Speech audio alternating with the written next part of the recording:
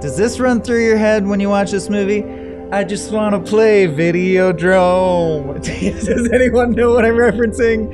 I just want to play video games. Videodrome all the time till I get home. No, it's all the time and every day. I know, but that doesn't rhyme with Videodrome. That's true. We'll leave it to the editor to figure out which part of this is the intro and which is not. But surely by now we're in a frame rate where we rate frames. That's Michael Swaim. That's Abe Epperson. I'm Abe Epperson. We co-host the show. You know that. Today we're covering Videodrome with our good friend Tom Reimann. Hey. Welcome, Tom Reimann. Welcome. Thank From you. Gamefully Unemployed. That's Everyone me. do the Bajoran clap on the back of the hand as he files in. Thanks. It's like Abe a little knows it. tap, isn't it? Yeah, I know. Yeah, you tap the back here. So this episode is brought to you by Doctor Slaphammer, and he gave us some money. Gave us some money so that he could choose Some what video slaps, we're talking about. Some hammers. Some Yeah, hammering slaps. if you're even. not aware, be aware that the Pick the Flick tier, where you get to choose what we watch, is back open. We do limit it, so you have to sort of camp out. If you listen to the most recent Small Beans episode of Star Trek: The Next Futurama, we actually answered this question because it came up. Why can't you have a waiting list? It becomes too much work on our end for various reasons. You can hear more detailed breakdown in that episode if you want. But no, there's no waiting list. So yes, if you want to decide what we watch, you got to camp out on the first of the month and snap that spot up. But yeah, if you want to pick the flick, you can. It's back on. It was off. I think for in months. August we might. There actually was a really good suggestion that we got that we haven't discussed, and so why are we discussing it, Mike? I don't know. It's business time. There was a great suggestion where we used the shop as that kind of thing, like they purchase. Oh yeah, I just a saw token. that. What if you made it an item in the shop? Which, if we can make that work, that actually might stop all of our problems. But Abe, and this is what yep. makes you such a great co-host. Your initial instinct 1 beat ago that this was 1 degree too far into the weeds was also spot on. We're in the spot weeds on. now. I nailed it. I'm nailing it by failing. I do want to point out Dr. Slaphammer wrote in his initial email, because he usually email us when you pick the flick of what film do you want us to watch, or give us a list of films. And he said, I did undergrad in a small town, ultra-conservative state. And one of my formative moments of freshman year was writing about art professor, making it mandatory viewing. I don't know if it's a good movie or not, but it sure left a mark on me and cost that guy his tenure. I just want to say, let's pour one out for that professor, Professor Oblivion. Professor Brian Oblivion. Fucking hell. Showed the cursed tape and suffered the consequences 7 days hence. The consequences. Which also, of by the way, children. man, so I was like, oh, The Ring. I didn't realize it, or at least hadn't connected consciously before. That is exactly the offer of The Ring. And The Ring felt so fresh. It's like when The Matrix, man, I'll never get over how fresh The Matrix felt. And then a decade later, people going like, well, I mean, Plato's cave. And I'm like, I guess you can it keep is going that. back. I guess it is a very old idea. Similarly, what if art was bad for you is not the newest idea in the world, but I do think Videodrome got in pretty early in terms of TV and impression, and hey, let's dive into it. But I want to start right out of the gate by thanking Dr. Slaphammer. I am probably the biggest stick in the mud vis-a-vis, oh no, pick the flick. Are they going to pick a movie that I just, if I don't like a movie, I have a hard time. I get very fidgety. So like I'm a snob, but I use air quotes only because I don't mean any judgment by it. I just mean I have a narrow, when stuff's not my cup of tea, I get really antsy and blah, blah, blah. So pick the flick is always a minefield for me. I had not seen this. I love Cronenberg, but yet again, I was like, this movie fucking rips. Cronenberg's so good. I always under expect from Cronenberg and then watch a Cronenberg and go, like with Carpenter often, he takes himself so unseriously in some ways. He's like, I like my little rubber tumors and shit. His hand's a gun, and you're like, that is funny. But it's also, this movie is prescient and like so resonant with social media and current cutting edge shit. It just keeps getting more delicious. Invented a bunch of the stuff. I thought the Scanners invented his tropes like Plasma Pool and The New Flesh, but this obviously is the great mothership of The New Flesh, right? Yeah, no. This has to be the first mention of the new Flesh in the Bergerverse. It's his second main. It's his first studio film. Oh, my bad. I thought Scanners was before. I thought this one. Scanners was before this, but that was not a studio film. Yeah, Tom, you said rather publicly that this is your favorite movie to crank your hog to. Yeah, it still is. Any more thoughts? Man, I came so many times watching it this time. Thank you guys. No, I like this movie. I hadn't seen it in a very long time, I guess. So there was a lot of it I didn't remember. I still enjoy it. I think it's a bit, I agree that it is prescient in a lot of ways. I also think that it's a little bit of it feels like a little bit old man yelling at a cloud about how people will mimic what they see on TV. True.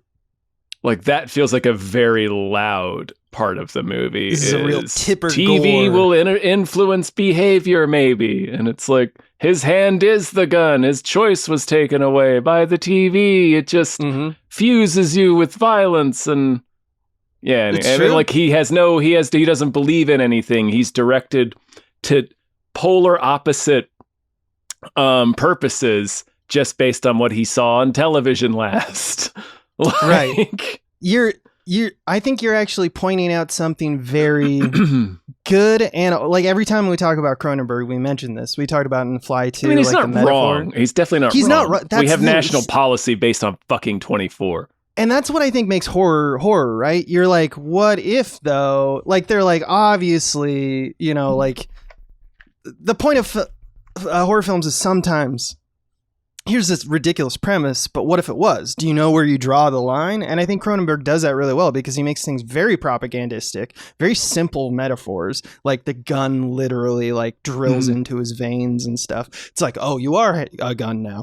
And then you look back and you go, oh, but like that's the job of horror movies a little bit. To me, the propagandistic elements, by which I mean in the specific way we use it less frequently, to mean the very simple messaging that you're supposed to come away with about not just TV, but I think mass media and sort of his grim predictions. It's almost his own Orwellian nightmare of but I guess I'll say I came away with the impression that they were earnest reflections on it more than propaganda, I guess, because I gave it the credit that he was being mind controlled. So if I may synopsize for people who need the refresher or totally unaware, in a nutshell, also super resonant that it's literally James Woods, I think, now, because he's been so politically radicalized.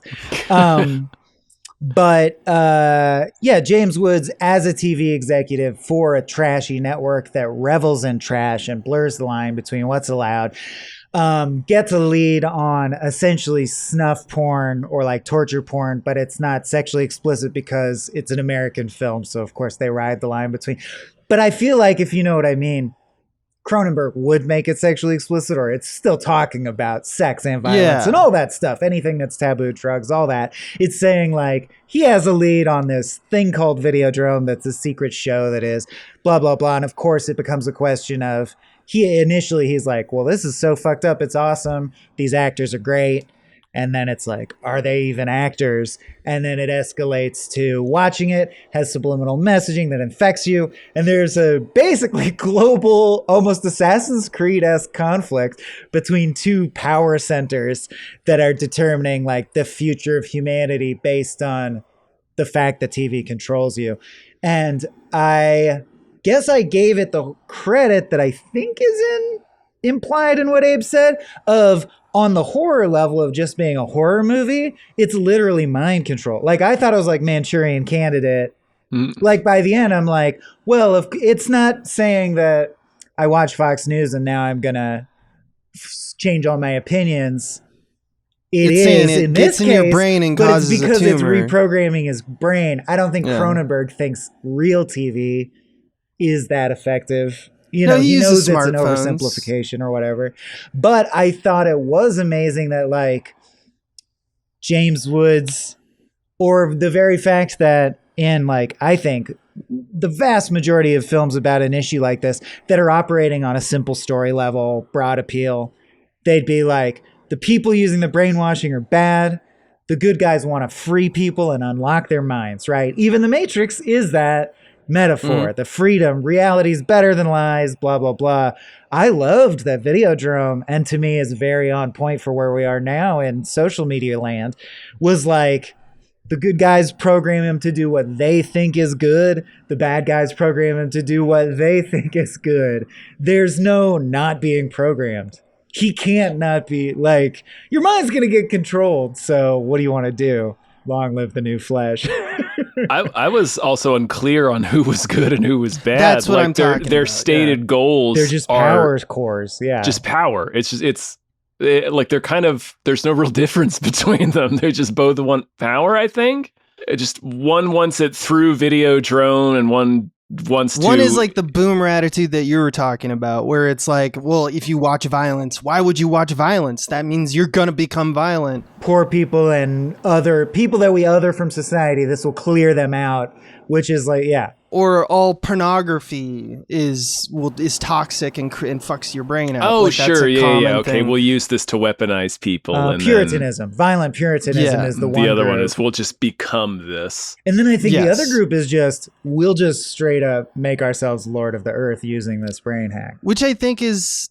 And we worship it as a weird Cronenbergian god. I was looking on Reddit and like seeing like a lot of people, I would argue, kind of misunderstand or are very confused, like personally, about like what is new flesh.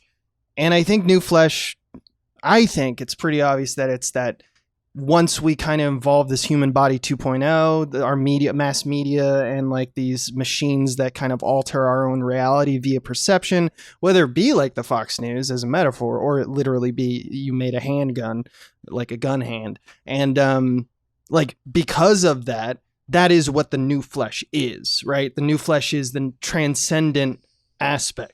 That your body extends into your Instagram profile and etc. So they kind of both believe, both sides, we're going to say, long live the new flesh, when one is trying to like actively kill it and disappear it. But long live the new flesh, I think. Or one wants to weaponize it and one wants to fetishize it. But in the essence of the like philosophical debate between these two parts, they've both taken a phrase, the new flesh, and have completely different definitions of it. Very one on is point you are dead, right. And you have been you are no longer a part of the flesh. Liberals are a death cult. No, conservatives are a death cult. No, the thing exactly. you say is true of you. The thing you say of me is true of you. Like, it's so funny, like how much of the movie resonates in that way. Even though the movie isn't like blatantly about this like philosophical disconnect, I do think it's very much there, just in that line. I could be bringing it to the table Even because of if the times we're in, but it sure felt like it was still. Well, and that's what oh gosh, I forgot her name. Masha. Tells the older him. She's like, porn the reason this is too dangerous for you is because it has a philosophy and because you don't believe in anything. I love that.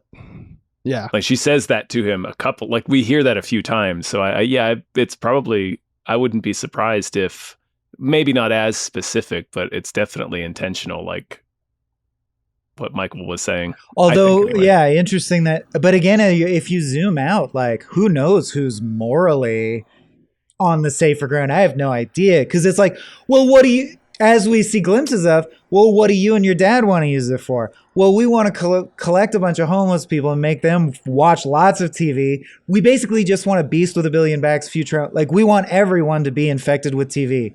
Is that good? Is that bad? We don't know. We know these guys are bad because they want power for themselves, but no faction is altruistic. And of course, it gets complicated by, like, again, it goes back as far as if what we perceive from our senses in our brain is not real reality, and science tells us that it's not, color is like, in some sense, an illusion based on what wavelength the radiation is hitting your eyeball or whatever. Is it real? Is it fake? What is real? And then if you add the intermediary of art or television, i.e. propaganda, as he says in the movie, like, he cites some statistic about how everyone watches 8 hours of TV a day now. And if what you watch on TV is the bulk of your conscious perception, isn't that more real than... And I'm like, no, but I also... No, but it's still a good point, right? Like, I'm like, yeah, that's why I think I do think we get too lost in the sauce where we go like, people only exist on the internet now, and it's like, I go outside every day, but point well taken. Like, yeah, it is a dangerous maybe trend. we are over reliant. Yeah. Philosophically, we run into this a lot these days, especially with like bad faith arguers. Like philosophically, you can argue, well, an atom bomb is basically just fire. So someone could argue we should never have become reliant upon fire. It's a destructive force. Well, it's also something that cooks our food. It's again a tool, and I think this is probably the closest to Cronenberg's real opinion on the thing. I mean, the guy shot Crimes of the Future on an iPhone, right? So it's like he's not unaware. He probably uses devices and technology, but he, as he's like famously quoted, or a quote attributed to him, is technology is not alien, it's completely human. He thinks it's like, yeah, we need to rely on tools. Like TV and mass media should exist. We just need to watch it. We just need to focus on it. Keep it, reined in. Yeah, I was just, it's nice to see Cronenberg, and also like comparing it to, I haven't seen The Substance yet, which I very much want to, but like Under the Skin and Society was the other one that came to mind. I never think of Cronenberg as subtle for obvious reasons. Yeah. And I didn't think this was subtle, like real mature satire with nuances subtle, like maybe Triangle of Sadness or something is a notch more complex, although that has, I guess, people drowning in diarrhea. So what is subtlety? But yeah. I guess it's more complex or convoluted. It's trying to say more things at once. I still think pound for pound, like every scene had something interesting to say about the topic, as well as an interesting practical effects offer or horror concept offer. The sci-fi offers kept hitting. It's like one of my favorite. Like, I definitely feel way more invested in the idea of an infected, sexy TV signal that warps your behavior over, hey, if transportation was real, this guy might turn into a fly. I'm like, I love The Fly, don't get me wrong, but this movie felt like I didn't expect an old Cronenberg body horror movie to feel relevant to me. Usually when I watch his stuff, it's like peering into the mind of a flesh-obsessed madman. What was the new one? Crimes of the Future. I don't actually know what he meant about the future society from Crimes of the Future. I was just absorbing, like, that's a cool chair made out of flesh, for in large part. Still liked it. But in this movie, I was like, wow, he's coherent and cogent, and I know what he's saying about all these things. Like, all the messages are very clear and straightforward. TVs are awesome in this movie. They are pretty sweet. At one point, they have abs. I love the ab TV. It has it has glutes that he can bury his face into. Yeah, the TV's got DSLs, dude. They make a little penis gun. They do. Oh, well, we get it as, I mean, the practical effects also just, Cronenberg always nails it, but it being one I had never seen before, I feel so edified having those specific haunting memories to call up anytime I want now. I like when the Sunglass Hut guy explodes into a big tumor. Yeah, it's just like the thing. Many tumors. Yeah. Although, also totally mundane, but the sunglasses James Woods tries on that the guy says aren't good for him will also be stuck in my mind forever because they're the weirdest sunglasses I've ever. Did that stick with anyone? No, they're very 80s. They're very funny. Yeah, it's just they're like designed to look upside down. Yeah, yeah. There's a funny moment of the first pair of glasses, like he tries them on and then looks at him in the mirror and is like, oh, puts them back. Like there's these random moments of comic whimsy because it's David Cronenberg. But also truly hot. Like, I think the idea of the cassette tape breathing, I'm like, that's a great idea. Well executed. Very cool. Yeah. I like this as a horror movie. And I don't, it's you saying, I'm sorry, I forgot who said John Carpenter earlier, but that, like, I'd never thought of Cronenberg in that context before, and that's like perfect. Like, because this strikes me as this is They Live. Like, this strikes me as kind of the similar message, the same sort of a little less blunt force than They Live, maybe, but not terribly subtle. But I also get a lot of points for just keeping the pace up and being engaging with both 90 they live minutes. and do and Don't this. waste their You're time. like, Yeah. damn, you got a lot of story in 90 minutes, dude. You didn't waste time. I definitely agree with what Abe was saying, like landing somewhere around television, technology, media as a tool. That's not inherently good or evil. Because it is like sort of like she says Masha tells him what makes Videodrome dangerous is the philosophy behind it. And like him watching it on his own, I guess, is not dangerous. Like he's not like he's seeing the hallucinations, I guess, but it's not really pointing him in a direction. Mm-hmm. It's when he's directed that it becomes a problem. So it was like, yep. I mean, it's kind of both because there is something in the signal itself that's bad, but they argue over the reality of the footage a lot. Like Masha insists it's real, but it never feels like 100% resolved. Because when we find out it's like a government program, it's like, did these guys stage that video then? Or so I think it's all about it's more about like what you bring to the table, I guess, but I don't know. There's any tool can be manipulated, right? Especially tools that have the power to manipulate. It definitely had the message of a tool does yeah. whatever you tell it to do. Like they had multiple factions using Videodrome, as we said, just for completely not.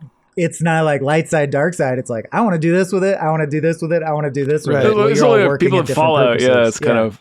Factions, made me think of that a little bit, like that, yeah. But also speaking of bringing to the table and Matrix and Existence and all that, pulsing table. I was picking up on. I feel like there was only a little hints at this, but I thought I did pick up on the idea that Oblivion thought the new flesh was also like that we were evolving toward eventually like a bio-cyberspace, meaning he thought the signal cause your brain to develop a new organ, which everyone else thought is a tumor that will just cause random hallucinations. But he was like, no, it's not. We don't find out definitively if he's right or wrong. But Oblivion believed it was the ESP organ that would eventually allow us to all link and have shared synced hallucinations, which is the same as the Matrix, right? If you're all sharing a hallucination or a shared dream, what is that but the internet, but cyberspace, but whatever? It's singularity. Just like the fleshy version of the singularity. Yeah. And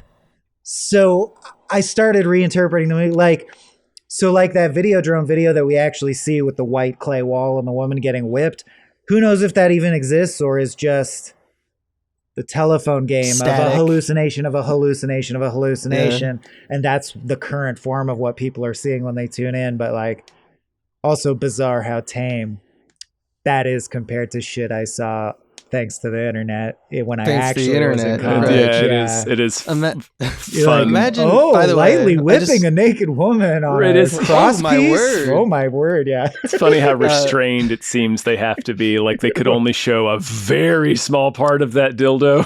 I mean, right. I mean, it's a movie. It's coming out in the theaters in the U.S. in the 80s. Yeah. There's limits.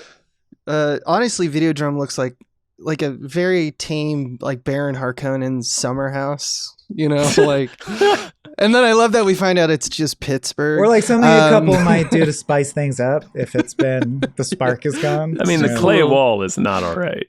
The clay wall that is right. unsettling. It's an unsettling set. I like that they hint at it might be electrocuted too. Right, it might be electrified. Like he's just throwing shit in there. Yeah, like we find out later that guy Harlan is just part of it. Yeah. So he's just like planning suggestions in his head. Yeah, I think it might be electrified. Back to Oblivion. Sure, man. Oblivion. Imagine, or Bianca Oblivion, I guess, his daughter. Imagine your dad recorded thousands of tapes of possible interviews that could happen in the future that were meant to put on TV. With like he pauses and everything, like he knows the questions as well. And imagine that. And then you don't immediately put those in the trash. I gotta say, interesting analog in my life. My grandpa, who was, it's fair to say, no one who would be offended will hear this, was a negligent father because of his schizophrenia and stayed for many, decades at a time in the basement writing a book that he said angels were transcribing to him that would save the world and invent a new math. He sent me that. He's 95 or 97 or something now. He Is it finished it and he sent me that book and I'm reading through it. Pretty fascinating nonsense.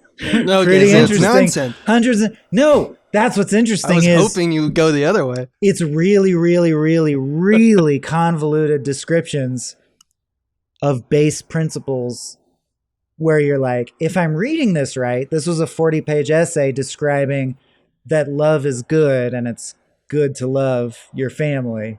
Or like people are incentivized by things that take them away from painful situations. Like it's interesting. It's like he was groping at, as I think you probably are when you have that kind of grandiosity, angels or something. He was groping at some kind of underlying, what is the basic thread of universal the universe, truth, right? Yeah. But in the end, it is just hundreds of pages of kind of pontificating and like spinning your wheels on what are the basic truths of life. And I only tie it in because Oblivion, and now I realized, because it came in, since my son has been born, I started a Substack where I'm writing letters to him, and now it makes me feel weird that I'm being crazy, or like, I don't know. No, I feel like I'm Oblivion. I'm turning dude, into Father Oblivion. Just wait until your stomach develops a little vagina pocket yeah, dude. that you can keep your gun in. Well, you know, Rick Baker said Can also blow air like Superman. Rick Baker said they couldn't do it practically, but there was a scripted epilogue where they are now ingested into the, because spoiler alert, everyone, he kills himself at the end after killing the people he needs to kill, according to the program. Long live the new flesh. He was going to be in the show now, and he and Bianca come out, and they both have vaginas, and the vagina's open, and like a weird monster penis comes out of one, and a monster vagina comes out of the other, and those have sex like in midair. Sweet. And they couldn't accomplish it. Like the Lawnmower Man. Yeah. Only I don't like fleshy. it. I actually think Pass. it's a little on the nose. I'm like, I got everything that means I already got from I already got it. the presented material. Yeah. Yeah. But I mean, go ahead. Well, I was just going to say that I do get a little stomach vagina every time I watch your videos, Michael. Yeah. You Great. do that. You especially have that the effect on people. The one. No, give me more time. I'll think of a funny one. The protractor one. The protractor one. Yeah, that's the funny to be horny protractor about. sketch. But I did want to say, yeah, effects by Rick Baker. Also, music by Howard Shore. Pretty good score. Yeah, no way. Suffers a threw me little for from loop. 80s-ness, but it's good. The Lord of the Rings, The Lord man. of the Rings, sure. Mhm. Yeah, the Distant Shores. What were you gonna say, Tom? I was gonna say I think there's also kind of a more lightly asked question here, because I don't think he necessarily answers it. He just sort of poses it, but it's sort of like asking, why is violence in media popular? Like what is it about it that's captivating to people? Because James Woods in the beginning is not like, it doesn't seem like he's definitely not into like poking Debbie Harry with needles and her burning herself with cigarettes and stuff. He seems captivated by the video rather than like where she's like aroused by it. He's like obsessed with it. I mean, there's arousal in there, but it was interesting to me that they showed that he was kind of looking at it not necessarily just from like the sexual violence or the S&M angle.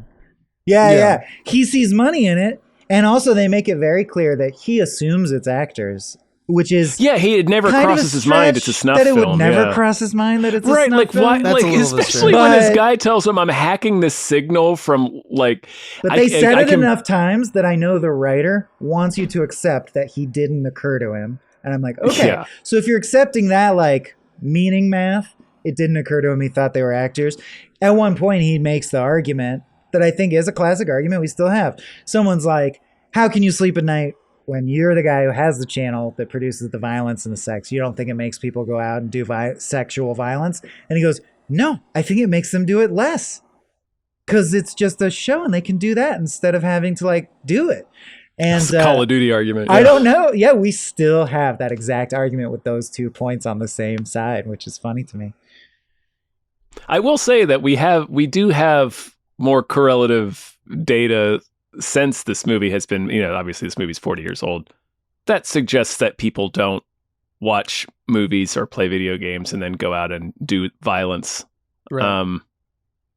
But I mean, there's the question is still there though, right? Like, it's like, why is this captivating to us? Why do we like to see this? And it's not every culture that's like that, It's yeah. I mean, there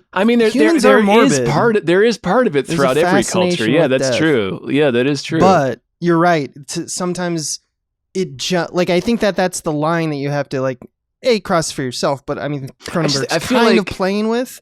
He's like, do you fucking love even in The Fly? That's especially something they came up with. They were dialing in the grotesque. But yeah, it's absolutely the moment that it jumps from thinking about death and what eternity is and stuff like that is a part of that conversation, but it's a slightly different part of that whole conversation to talk about what about cruelty, or what about what if it was grotesque, and are you really into it if the murder is a lot more visceral? Is that what you're into? And then that's just a true crime documentary, so resonant with the YouTube algorithm, or if I was Cronenberg, I would be fucking nailed it in terms of commentary, in the sense that we have now created a machine that we handed it over to, and the machine's only instruction was whatever people engage with the most time, attention, we measure it with all these metrics, but it essentially is measuring fascination.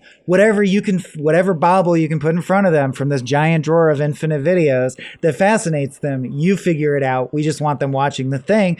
And as we know, there's a problem with it turning everyone into Nazis or male supremacists, or it's mostly dark roads. It's not the computer is slowly guiding us by our own natural attentions.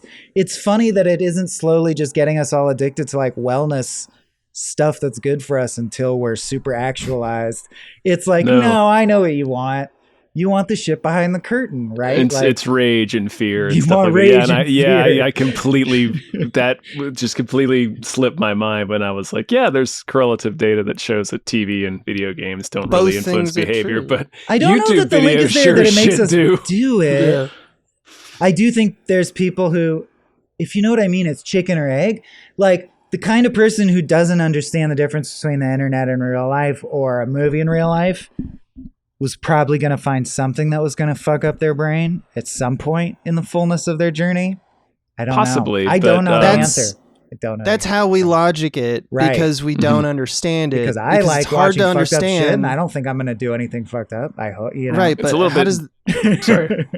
Well, how does the human know itself, right? So, think of the cat toy. The cat toy, they like it. Right? Because it makes them feel like they're a little hunter on the prowl, right? So let's try to treat humans with the same kind of thing. Here's this cat toy that we have, and we don't know why we like it, but we know that it stirs some instinct we have. Now that's an instinct that's a byproduct and maybe a main motivator in our past for our survival, but that instinct to kill and gore and these kinds of things seem to elevate a part of our monkey brain that gives us some kind of pleasure, or even if you don't want the exposure to danger, because of course there's that element. We like adrenaline. Also that. I mean, completely separate, the no danger version of hey kids, you want to see a dead body, right? We're attracted to the thing we're not. But it's not just that it's taboo. We're isolating out not just stuff that's taboo, not just stuff that's blah, blah, blah, morbidity. What is it about morbidity that makes us fascinating? Because definitely, especially in college, which I think is common for a lot of people, man, I was obsessed with or when My Favorite Murder, that show first started, I was so big into it. Reading the Wikipedia entry of every single serial killer I could find. Watching Sallow. Which I am now watching that. Why do you want to watch Salad? That's what makes me kind of, even though I'm both sides are doing the same cardinal sin of trying to control people with technology, but it does make me the Spec Ops guy, the spectacular optics, who, by the way, his name is like Barry Convex. Barry Convex. Yeah. Come on, you think that was a great Gatsby reference? The giant No, eyes? I think it's him just doing It's like all just like lens references. What's lens It's stuff? like lenses, eyeballs, TV. He Oh, runs yeah. a lens crafters. But like, yeah, with that, it makes me hate that group more. And Harlan, who by the way was named for Harlan Ellison because Cronenberg loves Harlan Ellison. He has the same belief about technology. But it makes me hate those guys more because it means that they're reflecting and reacting against an aspect of humanity that, while albeit true, that it has no room for nuance. Like, it's saying, like, why would you ask? It's like a no true Scotsman logical fallacy, right? They're asking, like, why would you want to watch that shit, James Woods? What's wrong with Therefore, you to we do will that? punish you for having Therefore, watched you it. need punishment. Yeah. And it just feels a lot more draconian and just biblical. Can I read we're above you, yeah. a couple, or just because as the resident Ellison aficionado, Love it. you know, there's those, like, often go back to the Vonnegut way, which I think applies to this conversation as it does to many fundamental human conversations. We are what we pretend to be. It's a twist on Plato in the Cave, but, from the identity point of view. Like, and in this version, Father Oblivion, his version, I think Cronenberg's version of the same philosophical axiom is, the television screen has become the retina of the mind's eye, therefore it is part of the physical structure of the brain, therefore whatever appears on TV emerges as sensory experience for those who watch it, therefore television is reality, while what seems real is less than television. And it's wordy.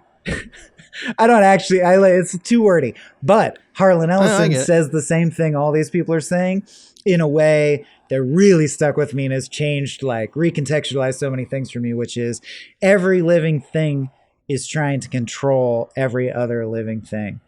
And if you take that not in a moral context, it doesn't mean I want to be higher status than you, but even like my wife, my partner, or my son, I'm trying to control what outcomes befall him.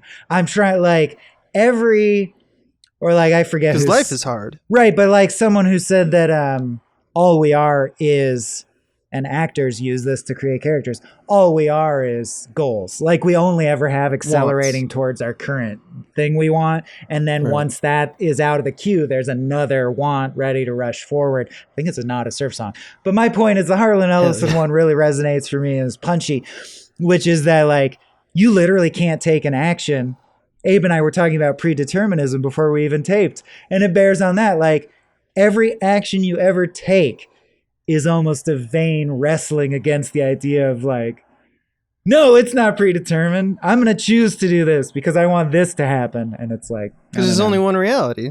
And it laughs in our face reality. every second with the fabric of every choice we think we make. It's laughing like, at us. You idiot. You don't have choices. But to pull us out of that, I did want to say, I also think this movie just hits, like, Lynchian, which is now the highest praise you can give since he's departed, in terms of, and there was one in particular I wanted to shout out, when Oblivion says the actual origin of Videodrome, and they're like, where did it come from? And the only answer we get is, he says, I started having visions. The visions metastasized into a tumor. They removed the tumor surgically, and it was called Videodrome. And to me, like, I'm like, that's such cool dream logic. Like, you know what I mean? That doesn't mean anything concrete. That's so cool. I love that. Yeah, I hate that. Where'd it come from? Nowhere. Like, who could say? It's chaos. Yeah, I hate it. I love know it. me, baby. I mean, it is sort of the whole idea of it, right? Like, he's not saying who created television. It's like who created the whole idea of the new flesh that he's talking about in the movie. Like, who created the need to live in this parasocial reality, who created this agreed, accepted reality that we all agree on. That's the one that's created by media that we all share. And yeah, I never thought, it's funny, before watching it for this, I never thought of Cronenberg as being cyberpunk. And this movie is very much so. I don't know why it never... So. Especially because it actually, despite the thing I just cited, has the most concrete lore and rules. Meaning, man, my major takeaway when I finished the movie was they're rebooting fucking everything. This world has legs. I would love to see a practical effects showcase, tense, reboot, ongoing sci-fi series of Videodrome that was commenting on social media that continued this story, meaning like these are the factions now, they're in play, they have warring mind control technologies.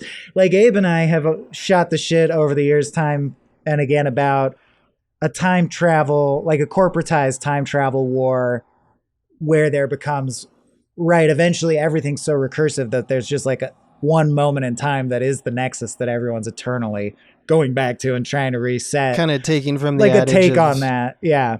Like it's not about who's right. It's about who's left. Just about who was first or last, and they become indistinguishable ultimately. And now we are just one, and we won, and we are eternal.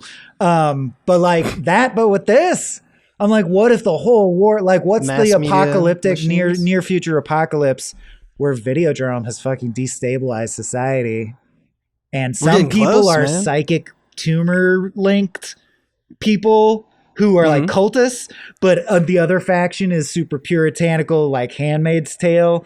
We got to wipe out all the psychic people. You could do a lot of cool shit in this world. That's all I'm saying. We're all perceiving our own curated reality. It's a drone dome. Like it's like sort of, I'm thinking of the scene where like James Woods thinks he has slapped the shit out of his assistant. It's and a great like, scene. What are you talking about? That didn't like it happens a few times, but it's, you know, people, it's his hallucinations, and then it's, you know, what is that? Ultimately, it's people seeing different versions of reality, but exactly. At the same time, at the same time, Annihilation does kind of shades of that. And it also is the time, and we where do sort of do that. It's the only time in the movie where he's horrified by his own actions. He was like, "I'm sorry I hit you," and she's like, "You didn't hit me. What are you talking about?" Yeah. Oh, dead Masha. He's upset. Yeah. I love that even in this thing that's like, it's cutting edge at the time, right? It's about the future of mankind merging with technology. He's like, an old gypsy woman will warn him. I'm like, that's the oldest fashioned storytelling trope you could have thrown in.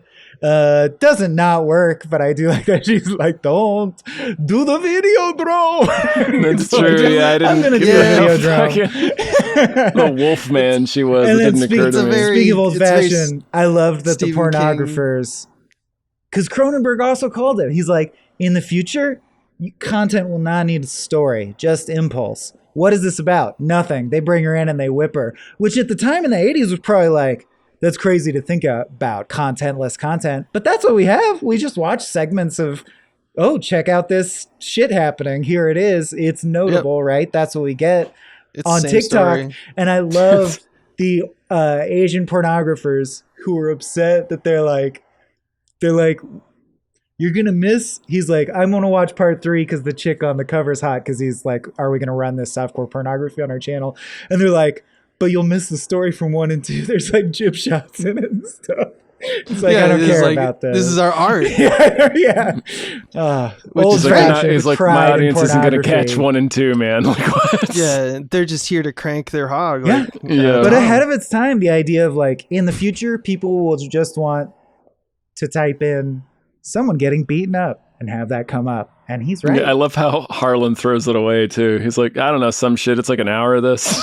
Yeah, he doesn't care. This guy comes in and gets whipped for an hour. And what's the story? They do this for an hour. That's the story. I do like the retroactive reveal that he finds it all disgusting. And I like that line can be read in the moment as, look at this guy. He's like so desensitized to the violence. He doesn't even give a shit. And then later it's like, oh no, it's because he was like judging. He was shielding his eyes. He was intentionally. Yeah, he's not never actually at seen it. Yeah. Right. He's never gonna watch it. I do like. There's something. The first time we meet, Professor Brian Oblivion. Oblivion, which is so silly. But the reason it's silly, if you it's a screen name, it's a gamer tag. It's a screen name. That's what I love. He calls it straight up, and he's like, he's on a TV. He's like, I don't appear on TV. I appear on a TV on TV. I'm never going to be on TV. Yeah, which is hilarious. We reveal later that he's already dead, and these are the things that he's recorded. But as a bit, I can't believe a celebrity hasn't done that.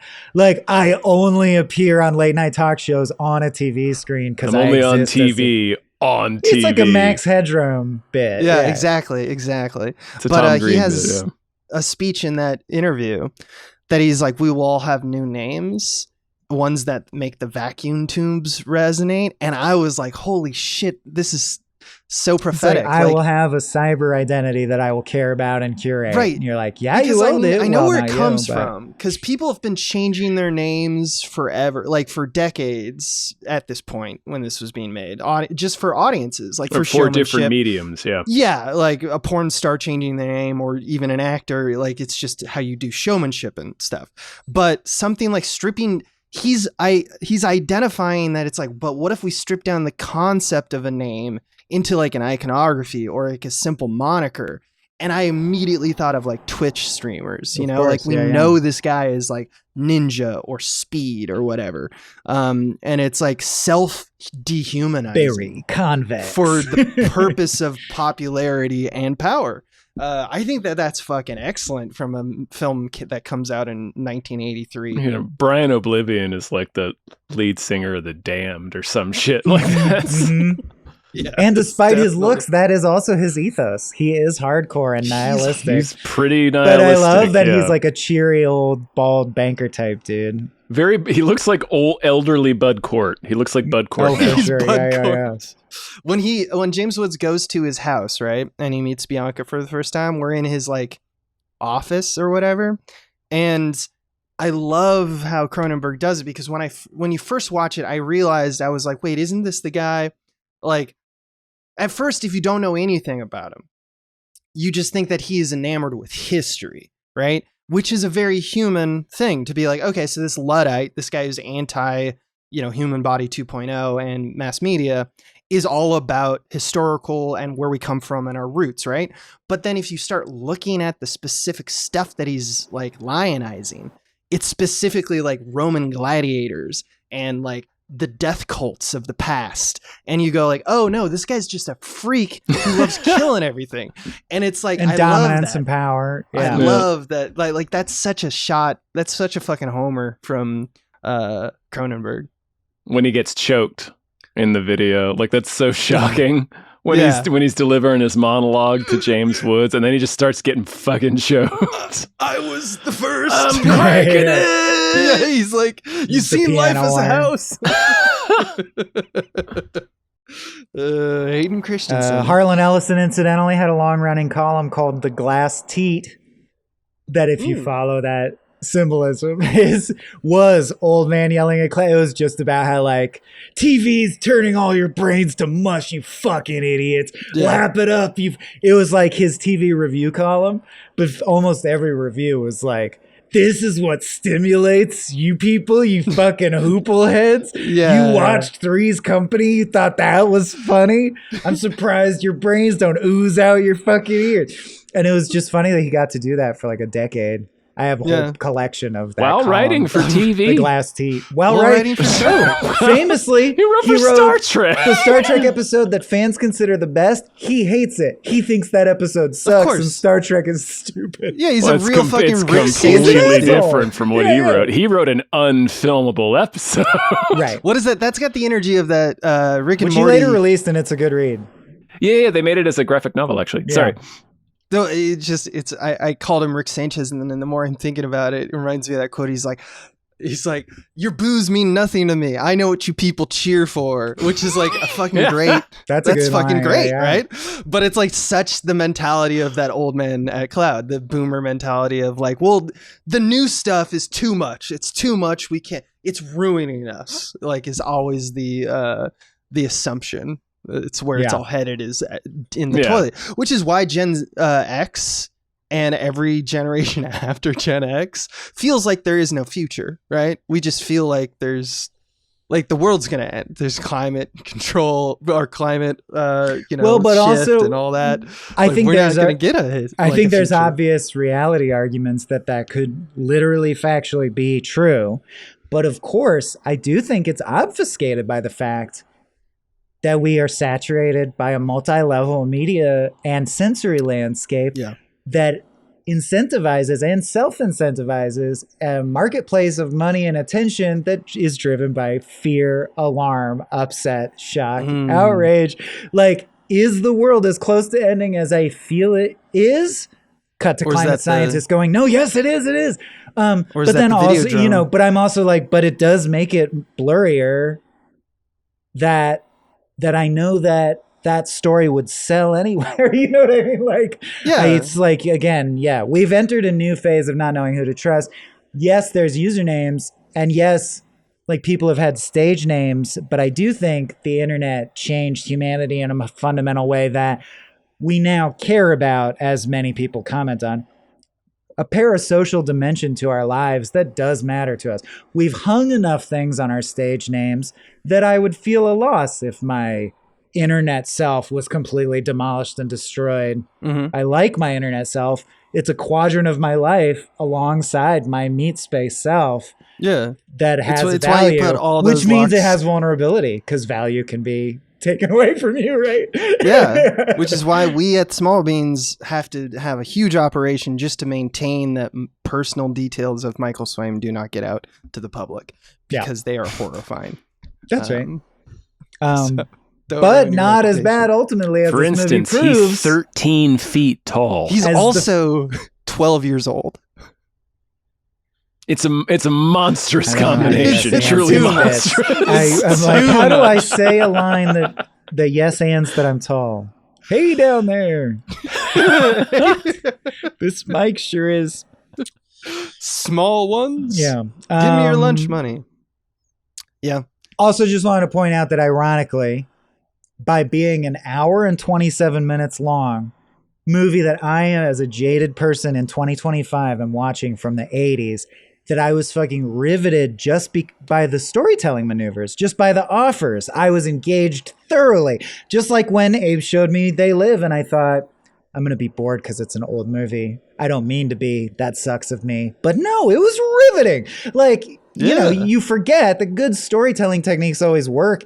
It's funny to me that this movie as an artifact kind of proves, because it doesn't have real over-the-top violence and sex. And yet I was rapt. So it kind of is an artifact of, which is so funny because he's trying to be super upsetting. But to me, weirdly, this movie is now cute and quaint and comforting in the sense that it's not that graphic. I'm like, see, you don't need to be that graphic to even tell a story about mankind's diving into morbidity. Like, you could do a PG-13 take on that. That's fine. Yeah, because it's not that graphic. There's that scene at the beginning, too much class, bad for sex, where at the beginning, Asian sex is a natural new audience. Three white dudes watching Samurai Dreams, which is the softcore porn that we've alluded to, who are like, this porn is too soft. If only there was something, I don't know, harder about Tacky. it. In its core. Yeah. It's just the pitch meeting tougher, for full tackier. penetration. Like, that's, I think, what you're talking about, right? It's this kind of like, there's an innocence to the scathing satire, like it comes from this place of like, oh yeah, what if it was like, I don't know, kind of kinkier, Well, it's like, it's the dwarves in Moria, right? They're about to dig too deep. yeah. I do think it's like, because given the power of the human imagination, Vonnegut talks about this in God Bless You, Mr. Rosewater, a guy constantly talking about how his book is going to shatter such taboos that society, the pillars of society will tremble. Mm-hmm. And when he finally lets him read the draft, it's just a vivid description of himself raping a woman. And it's like, you try to think of something shocking. The human brain can only go so far. That actually, like, you know what I mean? Like, once you've imagined the word hell, like, that's done now. Like, it's done. He's like, no, what would actually shake foundations of society, of course, is a bunch of thousands of acts of collaborative mutual aid that lead to a slow shift, but no one wants to write about that. No one wants to hear that. Exactly. Swaim. It's very Eric Cartman talking to Bart Simpson. Like, you think you're right, bad, I motherfucker? fed them their parents in a testicle soup or whatever. You cut off a statue's head. I made a kid a cannibal. More importantly, he lost respect in the eyes of Radiohead. It sucks. Let's get out of here. Let's get Radiohead come over for it. I had to look up the Wikipedia synopsis to understand the one swing that didn't work for me. was that he was able to mentally change Harlan's hand into a grenade. I didn't even understand that has... I'm not sure why that happened. Yeah, I was really confused. The wall of the video store just exploded. And I was like, what now? And I went and looked it up. In the screenplay, it's that he turns his hand into an old World War I grenade, you know, the stick with the cylinder on the end. Right. And that's what's Potato exploding. masher, yeah. But I'm like, that was so not clear. Even that's what it was, but I still don't even know why or what that would mean. Yeah, I thought no one got anything from that. Okay, great. I'm not done. I mean, it's just the idea that violence is now. I mean, fascism. His methodology. He's an assassin for Videodrome, right? So, like, they can be as fantastical as you want. Also, I think it's pretty well known that like Cronenberg was like, yeah, after he puts on the Daft Punk helmet in Lenscrafters, like after that moment, like the scrotum virtual boy is like fucking like he's hallucinating. So yeah, he's killing these people, but it might as well be him walking up and shooting them. He might have just beat his head against the wall, and in his mind, his brain is making fantasy because he can't. His brain is. I tell you, it really makes me want to watch Existence again and sort of track how has he grown on this. Yeah, it's true. Because I wasn't smart enough to follow these trends, when I watched Existence. Yeah, it's been a while since I watched this. Oh yeah, it was his Matrix. What if the Matrix was made of skin? yeah, exactly. Skin Matrix. The skin tricks. Yeah, no, they're very. I forgot how parallel those films are because they're talking about the same kind of like mental manipulation of society for the purpose. I mean, it's one of the three main human obsessions, right? Is perception reality, or is there more to reality than what I perceive? And he loves conspiracy theories too, which is something we all, I think, fall a victim to. Well, that's how you make Plato's Cave titillating. I was about to say that's another there is a secret reality, thing, and they don't want you to know about it. I feel like we almost put that in just to drive the plot forward, right? Yeah. Whereas a movie like, Koyaanisqatsi will invite you to just meditate passively on what is perception. And it's like, dude, but that doesn't sell. Cronenberg's Koyaanisqatsi is fucking hilarious. We need stomach vaginas. It's just sausages. It's just constant filming of sausages. You mean it's the Kids in the Hall short sausages? Yeah, it's just the one sausage thing still going that I've into ever another actually sausage. Seen. Yeah. He has the coolest fanny pack. Holy shit, dude. I would keep a gun in there. Oh, and Tom, you were our guest for Tetsuo, right? Tetsuo Iron Man? I was, yeah. That gun hand, definitely, I was like... Gun hand! Filmic DNA between Tetsuo, like Cronenberg obviously has 100%, yeah. That imagery is so... And then, of course, into Titane as well. The imagery of just like, the cables becoming veins and H.R. Giger is similar to that. It's just really fucking gnarly, yeah. Yeah, there's something about... Yeah, that's another thing. A lot of the TVs in the pulsing, they talked about how they use like bellows to make all of the TV, the videotapes, the coffee table. It would pulse, and they gave little air pockets. He must have had it in his like sleeve, right? When they're holding the videotapes, yeah. Yeah, and just the idea of like how they did that as a kind of like, as you mentioned, like the human body 2.0. But there's something about everything in Cronenberg's imagery. He loves pregnancy, especially like unwanted and horrific pregnancy. And Giger does that too. And it works, dude. I loved the simplicity of how do we represent in this hallucinatory, hellish way that they are brainwashing you. They shove a VHS tape into your torso. Like, like this is the tape that has your program in it, and they shove it into your body. I'm like, what a cool idea! What a good image. Yep, installing but so their stupid own, and straightforward. I can't believe I didn't think of it. Like, right. It's like a political cartoon. Well, it's I know Kung Fu now. That's the famous line. Pretty from much, yeah. Videodrome, right? But they showed that, didn't they, with like data and a light pinprick like gets big and a plug. Head, yeah. I love the imagery it's all of sex. Shove a fucking analog tape into my torso and now I'm programmed. The physical invasion of it. Yeah. Make me impossibly I think pregnant. I think that's why he uses the pregnancy thing. It's the growth that you can't really control. You said specifically flesh. Unwanted, so it's like the ultimate horror is an unplanned pregnancy. A change that you can't control. Like, yeah. Yeah, it's definitely, all over shit. literalizes your whole life is going to change now in ways you can't understand, and there's nothing you can do. Yeah. Mm-hmm. It is the weirdest thing that humans can do. Oh God, my baby's crying. Well, then of course he's talking To about make a baby. He's also talking about tumors in this movie too, which is he's the new flesh. making that edgelord comparison. Yeah, dude. What is? Yeah, your baby's just a tumor with teeth, bro. Okay, man, settle down.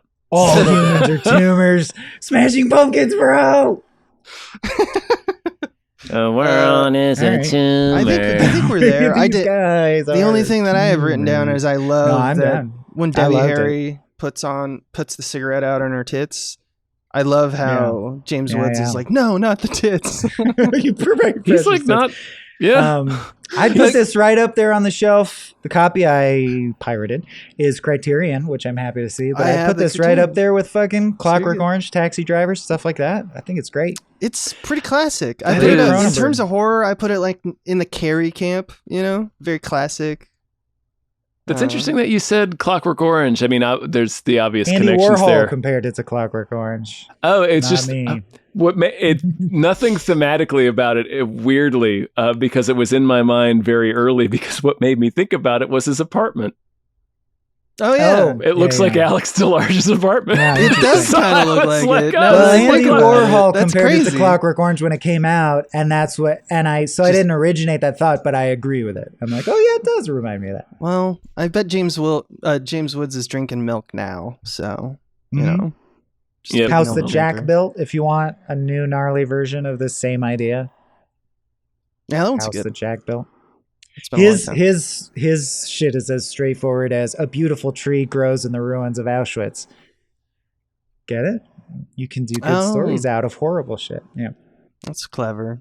Well, let's thank Dr. Slaphammer. Thanks, Doc, for bringing the hammer and slapping it down. I'm just truly deep, because film's my favorite thing. That's why we do this. Truly, deeply grateful when someone for work gives me an excuse to watch a movie I never did that I actually meant to, and then it's good, and I'm like so glad I saw it. Yep. Those are the best times. Yeah, I really get excited about that too. Yeah. Yeah. Good film. Good pick. Oh, I should have watched this. Of course. Yeah. We'll keep you abreast on the next. I think right now we're going to keep it open once it can. We'll see what Dr. Slaphammer does. You can blame him if next month it's not open. If it's a double but we slap. might figure out a way to solve this so more people can kind of give us the idea. It might make a waiting list because it might make everyone kind of like, whenever you ask for it, it might be the number 9 one that we have to get down the hill. We don't know. But we will probably have some kind of announcement that's incoming probably in the next month or two anyway, about just how Small Beans is going to change. Hopefully it won't change too much for you as the consumer, but just know that there's big changes ahead, and we're very eager and excited to announce them involving the Pick the Flick tier. Tom, thank you so much. Thank you for being here today. I know you have a busy day.